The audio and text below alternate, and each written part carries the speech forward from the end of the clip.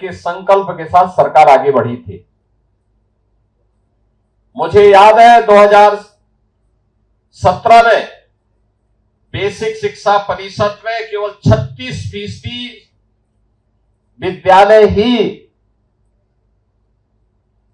पूरी तरह संतृप्त माने जा रहे थे। टॉयलेट नहीं थे, पेयजल की व्यवस्था नहीं थी,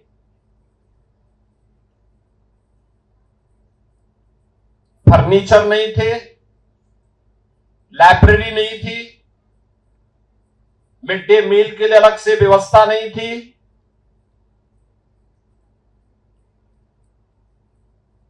लाइट की व्यवस्था भी नहीं थी। हम लोगों ने तब ऑपरेशन कायाकल्प चलाया था। ऑपरेशन कायाकल्प में मैंने सभी जनप्रतिनिधियों से, सभी अधिकारियों से, उद्यमियों से अपील की थी कि ऑपरेशन कायाकल्प में बेसिक शिक्षा परिषद के स्कूलों में व्यापक रूप से सुविधाएं उपलब्ध करवा करके उनके संतृप्तिकरण के लक्ष्य को पूरा किया जाए। उसके पैरामीटर तय किए गए। हर स्कूल में बालक और बालिकाओं के लिए अलग अलग टॉयलेट हो, पेयजल की व्यवस्था हो, मिड डे मील में जो कुछ भी उन बच्चों को मिलता है हर दिन के आइटम पहले से तय हो, हर बच्चे के पास वहां पर स्मार्ट क्लास भी हो, डिजिटल लाइब्रेरी हो, हर बच्चे को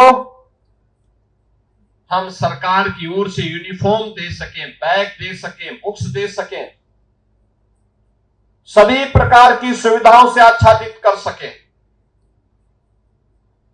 छात्र और शिक्षक के रेशियो को ठीक किया जा सके और इसके लिए अभियान प्रारंभ किया गया।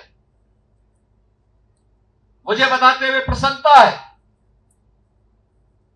कि जो 36% में बेसिक शिक्षा परिषद का संतृप्तिकरण का मात्र संतृप्तिकरण हो पाया था, हम लोगों ने अगले 5 वर्ष में बेसिक शिक्षा परिषद में 96% से अधिक विद्यालयों को संतृप्तिकरण के लक्ष्य तक पहुंचाने का काम किया। हर बच्चे को bag, books, shoes, shirt, sweater, uniform ये सब मिलने प्रारंभ हुए।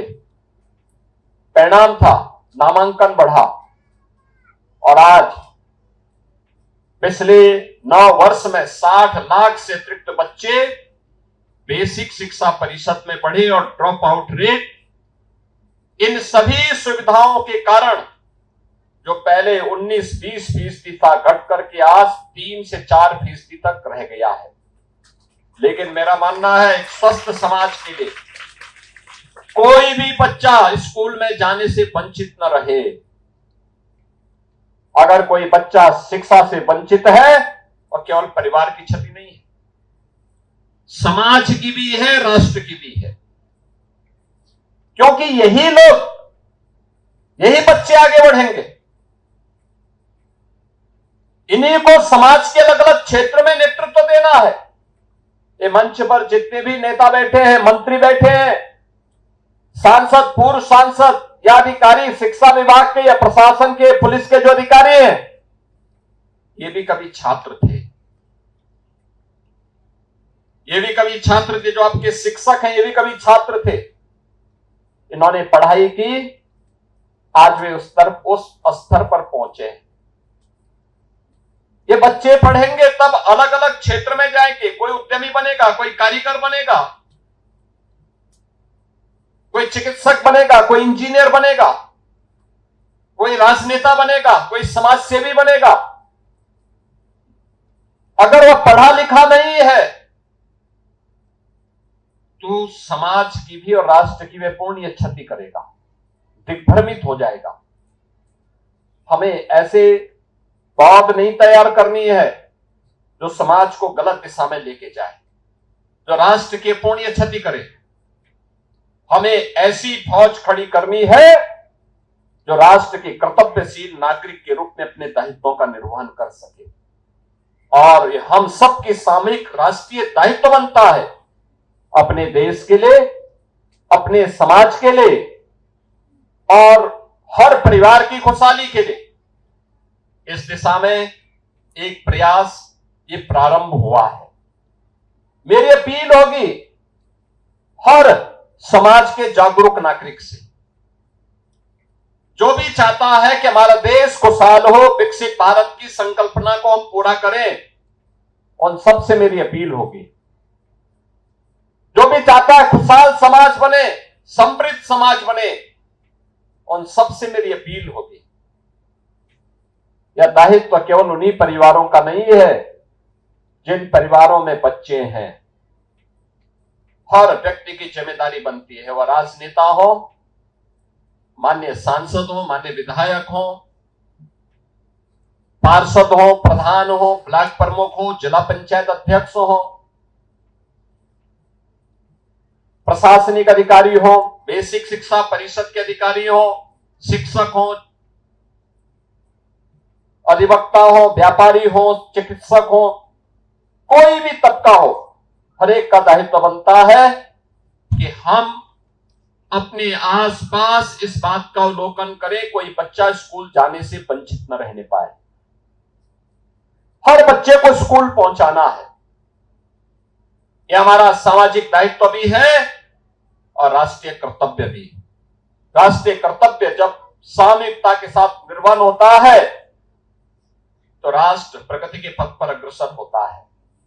और उसी दायित्व का निर्वहन करने के लिए आज हम सब सहारनपुर में आए हैं। मां शाकंभरी की असीम कृपा है। स्कूल चलो अभियान तात्कालिक बरसात से परेशानी जरूर हुई होगी, लेकिन मौसम कितना सुहावना और शानदार हो गया है।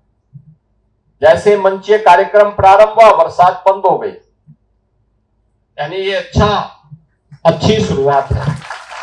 और मैं सहारनपुर वालों से भी, पूरे जनपद वासियों से भी, हर जनप्रतिनिधि से, हर ग्राम प्रधान से, हर क्षेत्र पंचायत समिति के सदस्य से, हर जिला पंचायत सदस्य से, हर पार्षद से, हर शिक्षक से, हर एमएलए एमपी से, हर एक नागरिक से और समाज जीवन के किसी भी क्षेत्र में कार्य कर रहा हो, सबसे मेरी अपील होगी स्कूल चलो अभियान को एक जन आंदोलन का हिस्सा बनाएं। हर बच्चे को स्कूल पहुंचाएं। बेसिक शिक्षा परिषद के प्रधानाचार्यों और शिक्षकों का दायित्व है कि जिन बच्चे का एडमिशन हो उसको समय पे यूनिफॉर्म का पैसा मिले, बैग, बुक्स, शूज, सॉक्स मिले, आवश्यक सुविधाएं प्राप्त हो, बेहतरीन पठन पाठन का माहौल उसके सामने आए। आज तमाम प्रकार की सुविधाएं सरकार उनके लिए उपलब्ध करवा रही है। जो मैंने पहले भी कहा, आज सरकार के द्वारा वहां पर स्मार्ट क्लासेस बनाई जा रही है, हर विद्यालय में बनाई गई है या बनाई जा रही है। डिजिटल लाइब्रेरी दी जा रही है, आईसीटी लैब, डिजिटल लाइब्रेरी, शिक्षकों को टैबलेट वितरण, ये सभी कुछ उपलब्ध करवाने का कार्य हो रहा है। इसके साथ ही हम लोगों ने 1.5 लाख से अधिक बच्चों को, जो दिव्यांग बच्चे थे, दिव्यांग जन थे, उनको सहायक उपकरण भी वितरण करने का कार्य बेसिक शिक्षा परिषद में किया है। गत वर्ष 13,000 से अधिक गंभीर और बहुदिव्यांग बच्चों को 6,000 रुपए प्रति वर्ष स्कॉट अलाउंस उपलब्ध करवाया। 23,000 से अधिक दिव्यांग बालिकाओं को 2,000 प्रति वर्ष की दर से स्टाइपेंड भी हम लोगों ने उन्हें उपलब्ध करवाने का कार्य किया है। यह सरकार के द्वारा उन बच्चों के लिए प्रारंभ किया गया एक विशेष अभियान है। हमने लर्निंग बाय डूइंग के कार्यक्रम के माध्यम से बच्चों को प्रारंभिक स्तर पर ही कौशल आधारित शिक्षा देना भी प्रारंभ किया है। याद करना यह बहुत महत्वपूर्ण है। प्रधानमंत्री मोदी जी ने 2020 में नेशनल एजुकेशन पॉलिसी लागू करवाई है। 36 वर्ष के बाद भारत ने अपनी राष्ट्रीय शिक्षा नीति घोषित की है। ये राष्ट्रीय शिक्षा नीति में लर्निंग बाय डूइंग के माध्यम से बच्चे का स्किलिंग करने का कार्यक्रम। स्केल को स्किलिंग में कैसे बदला जाता है, इस अभियान का हिस्सा बनाने के लिए सरकार ने जो कार्यक्रम प्रारंभ किए, मैं भी एग्जीबिशन देख रहा था। ये बच्चे कितना आत्मविश्वास से बोल रहे थे। हर बच्चा मजबूती के साथ आत्मविश्वास से भरपूर था। हमें इन बच्चों को उसी मजबूती के साथ आगे बढ़ाना है और इसी मेहनत को देखते हुए सरकार ने शिक्षा मित्रों के मानदेय को 10,000 से बढ़ा करके 18,000 किया है। सरकार ने निदेशकों के मानदेय को 9,000 प्रति माह से बढ़ा करके 17,000 किया है और हर शिक्षा मित्र, हर शिक्षक, हर प्रधानाचार्य, हर रसोइया, अनुदेशक, इन सबको 5 लाख रुपए सालाना स्वास्थ्य का एक कैशलेस की सुविधा भी उन्हें उपलब्ध करवाने की कार्रवाई सरकार ने उपलब्ध करवाई है, जिसे बहुत शीघ्र हम लागू करने जा रहे हैं। मैं आज के इस अवसर पर आप सबसे अपील करूंगा, अगले 15 दिन मेहनत करिए, एक एक परिवार के साथ जाइए, ग्राम पंचायत के साथ वार्ड में बैठक करिए, एक स्वस्थ प्रतिस्पर्धा प्रारंभ होनी चाहिए, किस स्कूल में कितने बच्चे अधिक आ सकते हैं और हमें बेहतरीन माहौल स्कूल में देना होगा। बच्चों के साथ मारपीट नहीं, गाली गलौज नहीं,